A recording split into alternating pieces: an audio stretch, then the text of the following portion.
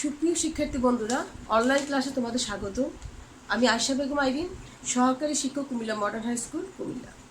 শিক্ষার্থী বন্ধুরা, আমি আজ নবম ও দশম শ্রেণীর বাংলাদেশ ও বিশ্ব পরিচয় বিষয়ের একাদশ অধ্যায় জাতীয় সম্পদ ও অর্থনৈতিক ব্যবস্থা পর্ব 2 নিয়ে আলোচনা করতে এসেছি। আজকে আমি এই অধ্যায়েরই বিভিন্ন অর্থনৈতিক ব্যবস্থা নিয়ে আলোচনা করব। এখন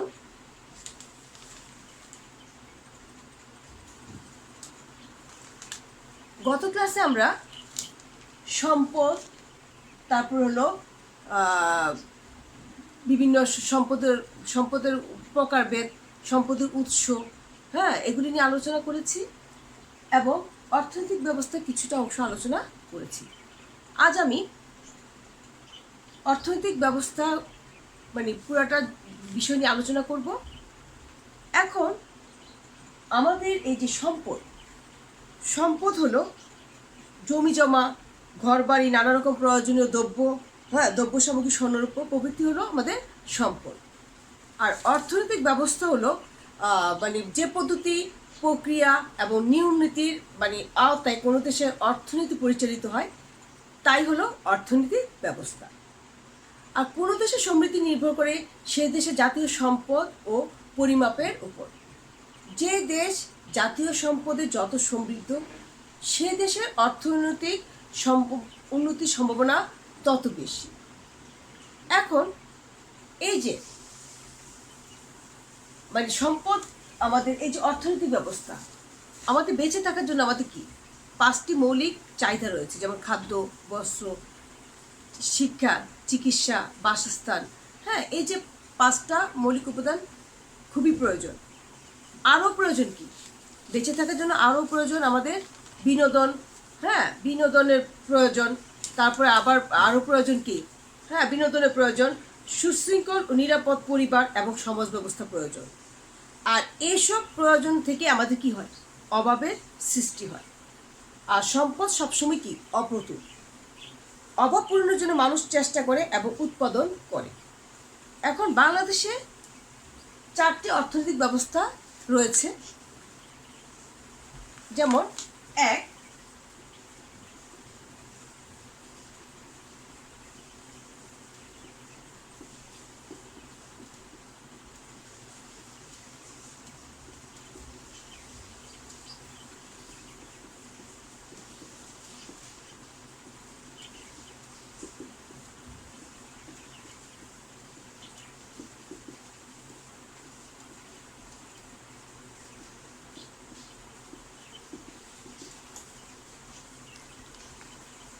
এই যে 4 ধরনের অর্থনৈতিক ব্যবস্থা, প্রথমটা হলো ধনতান্ত্রিক অর্থনৈতিক ব্যবস্থা, 2 নম্বর হলো সমাজতান্ত্রিক অর্থনৈতিক ব্যবস্থা, 3 নম্বর মিশ্র অর্থনৈতিক ব্যবস্থা, আর 4 নম্বর হলো ইসলামী অর্থনৈতিক ব্যবস্থা। এখন ধনতান্ত্রিক অর্থনৈতিক ব্যবস্থাটা হলো আমাদের যে অর্থনৈতিক ব্যবস্থায় কি হয়, সম্পদ, তারপর হলো যে অর্থনৈতিক ব্যবস্থা আমাদের একটু অর্থনৈতিক ব্যবস্থা হলো যেটা নাকি আমাদের যেখানে উৎপাদনের উপাদানসমূহ, যত ভূমি, শ্রম, মূলধন, তারপর হলো সংগঠন, ব্যক্তি মালিকানাধীন থাকে।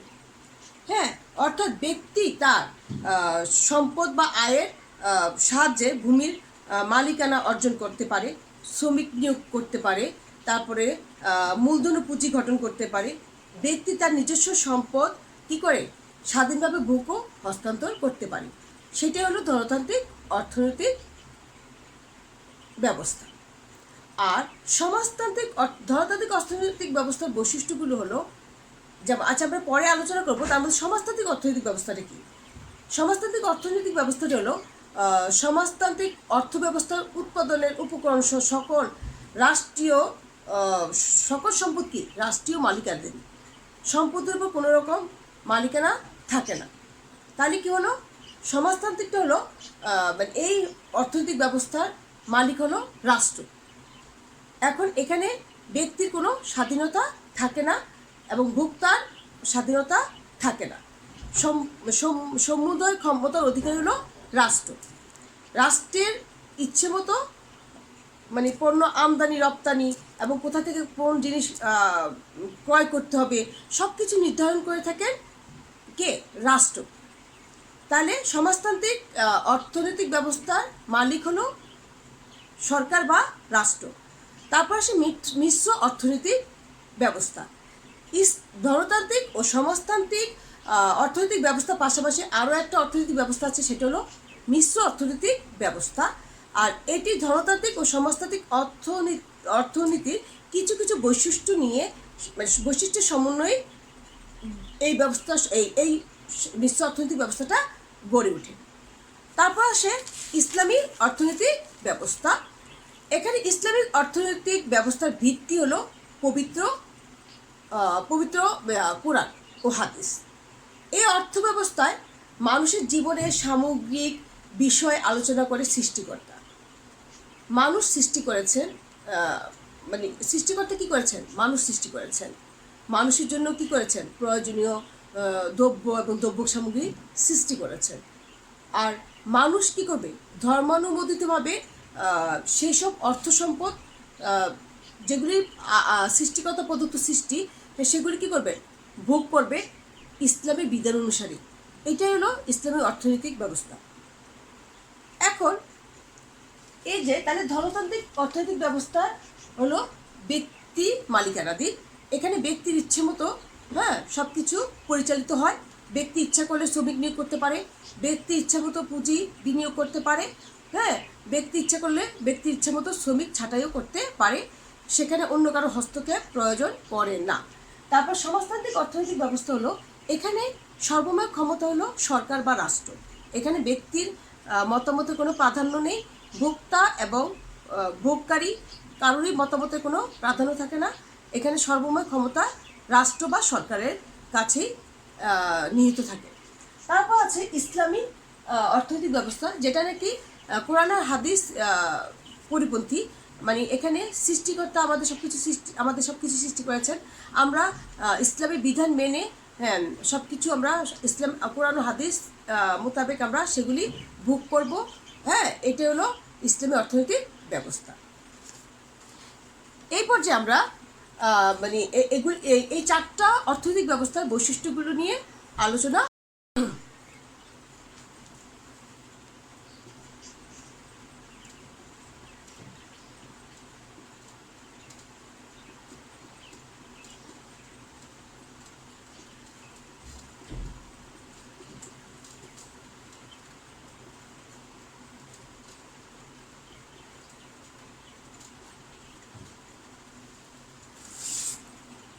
ধনতান্ত্রিক অর্থনৈতিক ব্যবস্থার বৈশিষ্ট্যগুলো এই পর্যায়ে আমরা আলোচনা করব। এখানে ধনতান্ত্রিক অর্থনৈতিক ব্যবস্থার বৈশিষ্ট্যগুলো হলো উৎপাদনের উপাদানসমূহের মালিকানা,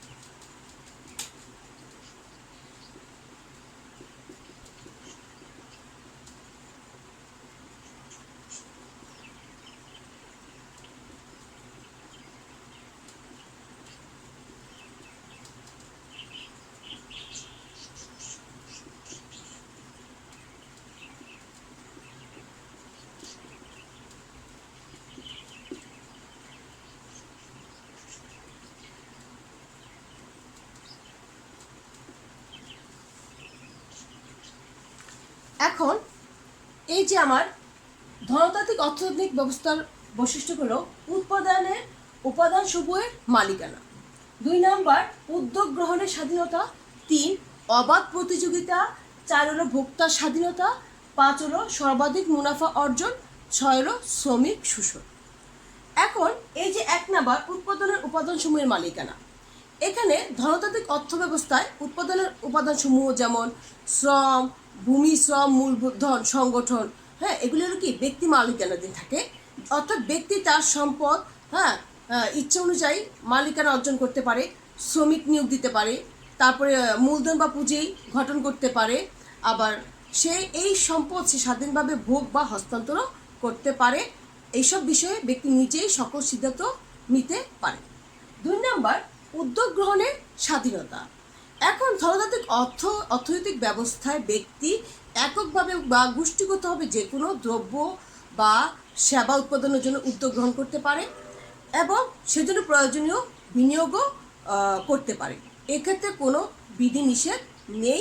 এই ব্যবস্থায় প্রায় সকল অর্থনৈতিক মানে কার্যাবলী ব্যক্তিগত উদ্যোগেই কি হয়, পরিচালিত হয়ে থাকে। 3, অবাধ প্রতিযোগিতা। এখন এই যে আমাদের এখন যে কোনো জিনিসই প্রতিযোগিতামূলক, তাই না? তো এখন এই যে কোনো ব্যক্তি বা মানে যে কোনো দ্রব্য বা সেবা উৎপাদনের উদ্যোগ নিতে পারে। আর তাই বাজারে একই দ্রব্যের বহু সংখ্যক উৎপাদক বা বিক্রেতা থাকেন এবং তাদের মধ্যে অবাধ প্রতিযোগিতাও থাকে। বিক্রেতা এবং দ্রব্যের ক্রেতাদের মধ্যে প্রতিযোগিতার মাধ্যমে দ্রব্যের দাম নির্ধারণ ব্যক্তি নিজে একাই সিদ্ধান্ত নিতে পারেন। এখানে কোনো বিধিনির্দেশ থাকে না। তারপর আছে সর্বাধিক মুনাফা অর্জন। এখন ধনতান্ত্রিক অর্থনৈতিক ব্যবস্থায় সর্বাধিক মুনাফা অর্জনের উদ্দেশ্যে উৎপাদন প্রক্রিয়া পরিচালিত হয়।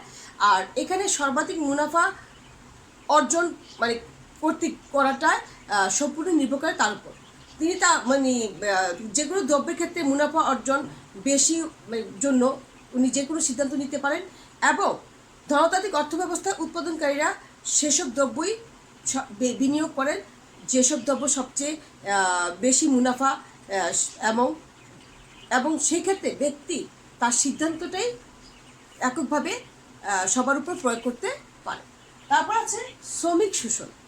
ধনতান্ত্রিক অর্থব্যবস্থায় শ্রমিক শোষণ সম্ভাবনা থাকে এবং শ্রমিকরা ধনতান্ত্রিক অর্থনৈতিক ব্যবস্থার মাধ্যমে শোষিত হয় বেশি, কারণ এখানে ব্যক্তি একক সিদ্ধান্ত নিয়ে থাকেন এবং সকল লভ্যাংশ তিনি এককভাবে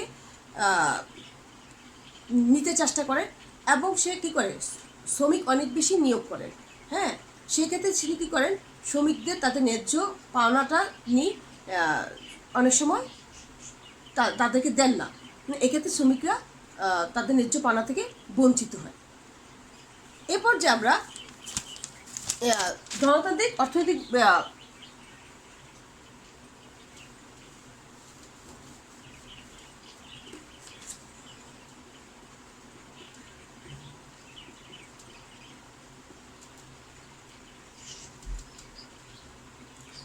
সমাজতান্ত্রিক অর্থনৈতিক ব্যবস্থার বৈশিষ্ট্যগুলো হলো: 1, উৎপাদনের উপাদানসমূহের মালিকানা। উৎপাদনের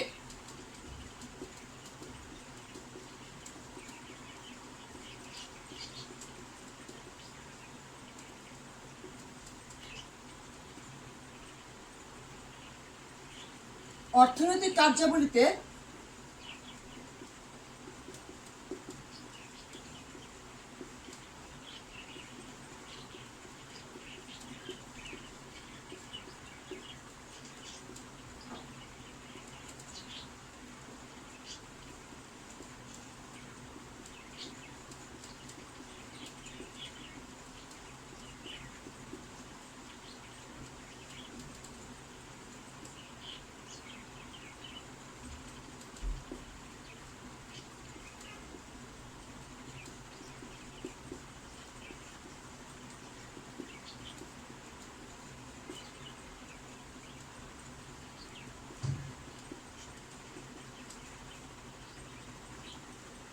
এখন সমাজতান্ত্রিক অর্থনৈতিক ব্যবস্থার বৈশিষ্ট্যগুলো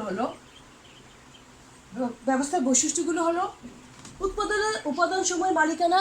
2, অর্থনৈতিক কার্যাবলীতে সরকারি নির্দেশনা। 3, ভোক্তার স্বাধীনতার অভাব। 4, অর্থনৈতিক কার্যাবলীর উদ্দেশ্য। 5 হলো আয় বন্টন। এখন উৎপাদনের উপাদানসমূহের মালিকানা। সমাজতান্ত্রিক অর্থনৈতিক ব্যবস্থায় উৎপাদনের উপকরণসমূহ সকল সম্পদ, হ্যাঁ, উপাদান সমূহ সহ সকল সম্পদ কি রাষ্ট্রীয় মালিকানাধীন। হ্যাঁ, সম্পদের উপর কোনো রকম ব্যক্তি মালিকানা থাকে না। হ্যাঁ, সমাজতন্ত্রই হচ্ছে সমাজের অর্থনৈতিক সংগঠন। এই সংগঠনের মাধ্যমে রাষ্ট্র কি করে? রাষ্ট্র উৎপাদনের 4টি উপাদানকে সমন্বিত করে একটি সার্বিক কেন্দ্রীয় পরিকল্পনা অনুসারে উৎপাদিত কার্যের নির্দেশনা দেয় ও তা পরিচালনা করে। এখানে ব্যক্তি বা ভোক্তার কোনো হস্তক্ষেপ থাকে না। সর্বময় ক্ষমতার মালিক হলো রাষ্ট্র বা সরকার। 2 নম্বর হলো অর্থনৈতিক কার্যাবলীতে সরকারি নির্দেশনা। সমাজতান্ত্রিক অর্থনৈতিক ব্যবস্থায় সরকার দ্রব্য ও সেবা উৎপাদনের ক্ষেত্রে মৌলিক সিদ্ধান্তসমূহ গ্রহণ ও নিয়ন্ত্রণ করে থাকেন এবং বাস্তবায়নও করে থাকেন। কোনো দ্রব্য কী পরিমাণে, তারপর কখন ও কোথায় এবং এই দ্রব্য কাদের নিকট সরবরাহ করাবে সব কিছুই নিয়ন্ত্রণ এবং সিদ্ধান্ত গ্রহণ করেন সরকার বা রাষ্ট্র। তারপর হলো ভোক্তার স্বাধীনতার অভাব। সমাজতান্ত্রিক অর্থনৈতিক ব্যবস্থায় ভোক্তার স্বাধীনতা থাকে না। এখানে সমাজতান্ত্রিক অর্থব্যবস্থা উৎপাদকের যেমন উৎপাদন বিষয়ক সিদ্ধান্ত গ্রহণের স্বাধীনতা নেই, তারপরে যেমন তেমনি ভোগকারীরও নিজ ইচ্ছেমতো দ্রব্য সামগ্রী ভোগের সুযোগ থাকে না। সেক্ষেত্রে কী হয়? তবে সামাজিকভাবে প্রয়োজনীয় দ্রব্যাদি নির্বাচন ও ক্রয়ের ক্ষেত্রে তাদের সিদ্ধান্তকে প্রাধান্য দেওয়া হয়ে থাকে। তারপর আছে অর্থনৈতিক কার্যাবলীর উদ্দেশ্য। এখন সমাজতান্ত্রিক অর্থব্যবস্থা সকল অর্থনৈতিক কর্মকাণ্ড কী হয়? প্রতিটি নাগরিকের মৌলিক পুঁজিবাদী উদ্যোক্তা এই মুনাফা গ্রহণ করে। এখন এই একইভাবে ভূমির খাজনা ও মুনাফা সহ সুদ ও সরকারের কোষাগারে জমা হয়, আর কারণ সরকারি ভূমি ও মূলধনের মালিক। এখন আয় বন্টন। এখন এই যে সমাজতান্ত্রিক অর্থনৈতিক ব্যবস্থায় সকল আয় সরকারি কোষাগারে জমা হয় এবং হ্যাঁ সেখান থেকেই সবাই মানে ভোগ করা, সরকারের কোষাগার থেকে সকলে সেটা ভোগ করতে পারবে। সেটা তাও কি রাষ্ট্র এবং সরকারের নির্দেশ মোতাবেক এবং তাদের পরিকল্পনা এবং সিদ্ধান্ত মোতাবেকই সেটা সম্ভব, অন্যথায় সেটা সম্ভব নয়। তারপর এই পর্যায়ে আমরা আলোচনা করব হ্যাঁ মিশ্র অর্থনৈতিক ব্যবস্থা বৈশিষ্ট্যগুলি নিয়ে আলোচনা করব। মিশ্র অর্থনৈতিক ব্যবস্থার বৈশিষ্ট্যগুলো হলো 1, সরকারি ও বেসরকারি খাতের সরকারি ও বেসরকারি খাতের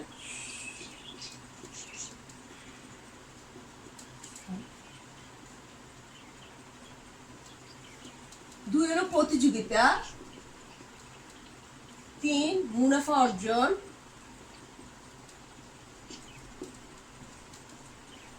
4 উদ্যোক্তা,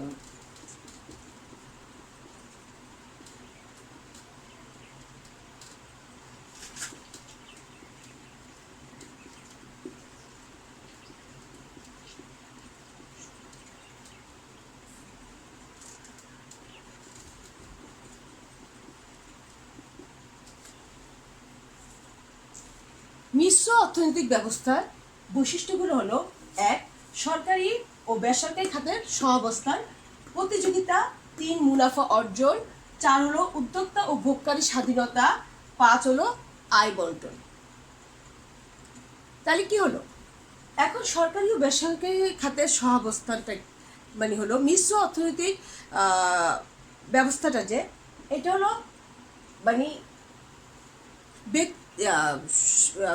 ধনতান্ত্রিক ও সমাজতান্ত্রিক অর্থনৈতিক ব্যবস্থার কিছু কিছু বৈশিষ্ট্য সমন্বয়ে কিন্তু মিশ্র অর্থনৈতিক ব্যবস্থাটা গঠিত। এখন এই যে এই মিশ্র অর্থনৈতিক ব্যবস্থা কি হলো? ব্যক্তি মালিকানা ও ব্যক্তি উদ্যোগের পাশাপাশি কিছু কিছু খাতে সম্পূর্ণ বা আংশিকভাবে সরকারি মালিকানা উদ্যোগ ও নিয়ন্ত্রণ কার্যকর থাকে। জনসাধারণের জন্য অত্যাবশ্যকীয় দ্রব্য সেবা, তারপর হলো যেমন যোগাযোগ ব্যবস্থা, চিকিৎসা ব্যবস্থা, তারপর আছে শিক্ষার আয়োজন প্রভৃতি প্রধানত সরকারি নিয়ন্ত্রণে পরিচালিত হয়। তবে এক্ষেত্রে আংশিক ব্যক্তিগত বা বেসরকারি উদ্যোগও দেখা যায়। তারপর আছে প্রতিযোগিতা।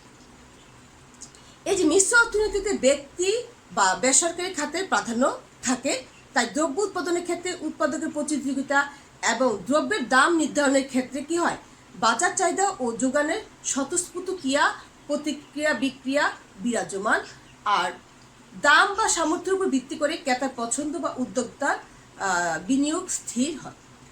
তারপর আছে মুনাফা অর্জন। এখন মিশ্র অর্থনৈতিক ব্যবস্থায় সম্পত্তিতে ব্যক্তির মালিকানা, সিদ্ধান্ত গ্রহণে ব্যক্তির স্বাধীনতা ও বেসরকারি খাতের প্রাধান্য থাকে, তাই উৎপাদনকারীদের সকল অর্থনৈতিক কার্যাবলীর মূল উদ্দেশ্য থাকে সর্বাধিক মুনাফা অর্জন।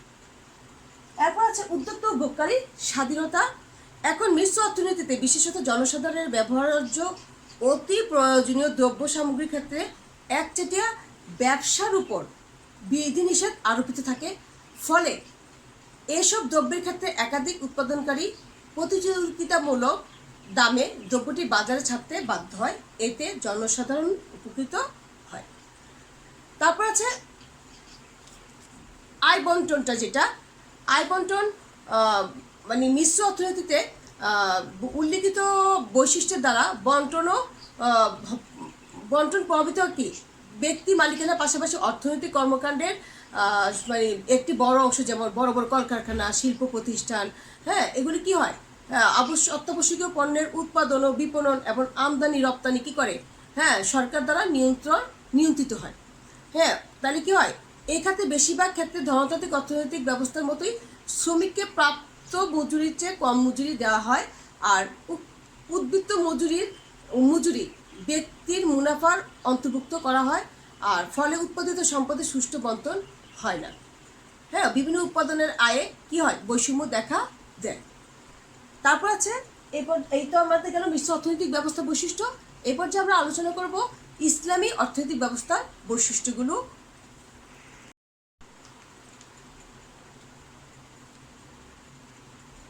ইসলামী অর্থনৈতিক ব্যবস্থার ভিত্তি পবিত্র কুরআন ও হাদিস। এখন এই যে ইসলামী অর্থব্যবস্থায় মানুষের জীবনের সামগ্রিক বিষয় আলোচনা করে। এখন এই ইসলামী অর্থনৈতিক ব্যবস্থার বৈশিষ্ট্যগুলো হলো: এক, সম্পদের মালিকানা।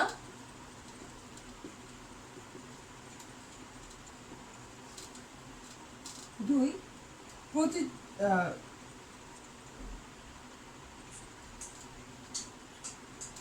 শরীয়ত ভিত্তিক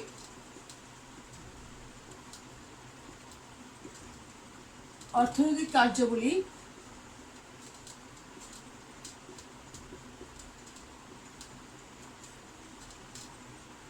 তিন, উৎপাদন ব্যবস্থা ও উৎপাদনের উপাদানসমূহের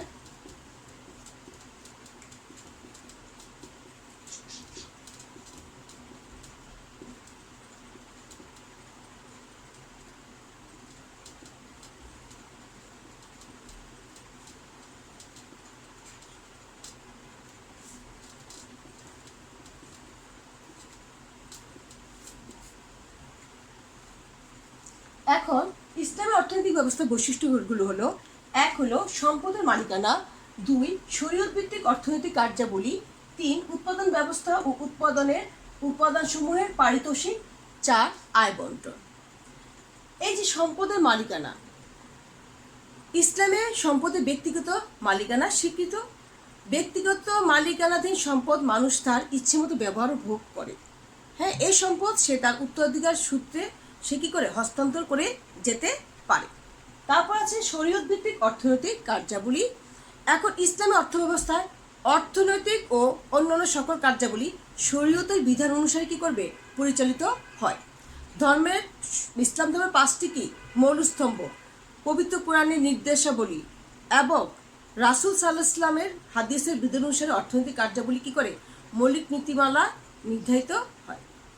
তারপর আছে উৎপাদন ব্যবস্থা, উৎপাদন উপাদানসমূহের পারিতোষিক। এখন এই যে ইসলামী অর্থব্যবস্থায় যে কোনো ব্যক্তি একক বা গোষ্ঠীবদ্ধভাবে শরীয়তসম্মত দ্রব্য সামগ্রী উৎপাদনের জন্য কি করতে পারে, বিনিয়োগ করতে পারে। সে নিজেও প্রয়োজনীয় দ্রব্য সামগ্রী ক্রয় ও ভোগ করতে পারে। উৎপাদনের লক্ষ্য হলো হালাল হ্যাঁ, বা ধর্মসম্মত দ্রব্য বা সেবা উৎপাদন নিশ্চিত করা। এখন সামাজিক কল্যাণমুখী শোষণহীন উৎপাদন প্রক্রিয়া মানে অনুসরণ করা ইসলামী অর্থব্যবস্থায় বৃহদায়ন উৎপাদন কার্যক্রম প্রচলিত আছে। তারপর আছে আয় বন্টন। এখন আয় বন্টনটা যেটা ইসলামী মানে অর্থব্যবস্থায় শোষণহীন প্রক্রিয়া অনুষ্ঠিত। এখানে উৎপাদনের উপাদানসমূহের পারিতোষিক প্রদানে ন্যায় ও সাম্য নীতি অনুসরণ করা হয়। তাহলে কি হলো, এই যে আমরা এই যে আমাদের চারটি অর্থনৈতিক ব্যবস্থা আছে। 1 নম্বর ধনতান্ত্রিক অর্থনৈতিক ব্যবস্থা, 2 নম্বর সমাজতান্ত্রিক অর্থনৈতিক ব্যবস্থা, 3 মিশ্র অর্থনৈতিক ব্যবস্থা, 4 হলো ইসলামী অর্থনৈতিক ব্যবস্থা। এই যে ধনতান্ত্রিক অর্থনৈতিক ব্যবস্থাটা হলো ব্যক্তি মালিকানাধীন। এখানে সকল সিদ্ধান্ত ব্যক্তির উপর নির্ভর করে। ব্যক্তি তার ইচ্ছামতো সব কিছু পরিচালিত করতে পারে। আর সমাজতান্ত্রিক অর্থনৈতিক ব্যবস্থাটা হলো এটা সর্বময় ক্ষমতার মালিক হলো রাষ্ট্র বা সরকার। এখানে কোনো ব্যক্তি মালিকানাধীন থাকে না এবং ভোক্তা বা মানে ভোগকারীর কোনো অধিকারও সেখানে থাকে না। তারপর আছে মিশ্র। ধনতান্ত্রিক এবং সমাজতান্ত্রিক অর্থনৈতিক ব্যবস্থার কিছু কিছু বৈশিষ্ট্য সমন্বয়ে কিন্তু মিশ্র অর্থনৈতিক ব্যবস্থাটা গঠিত। আর ইসলামী অর্থনৈতিক ব্যবস্থা এটা হলো ইসলামী অর্থনৈতিক ব্যবস্থার ভিত্তি হলো পবিত্র কোরআন ও হাদিস। আর এখানে ইসলামী অর্থব্যবস্থায় মানুষের জীবনের সামগ্রিক বিষয় যেহেতু আলোচনা করা হয়।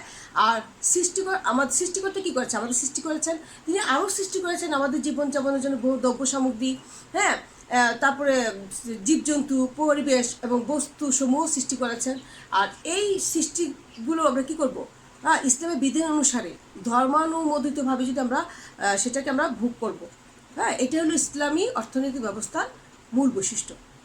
তাহলে শিক্ষার্থী বন্ধুরা, আজ আমরা এই যে অর্থনৈতিক 4টা অর্থনৈতিক ব্যবস্থা নিয়ে আলোচনা করেছি, নিশ্চয়ই তোমরা আশা করি বুঝতে পেরেছো।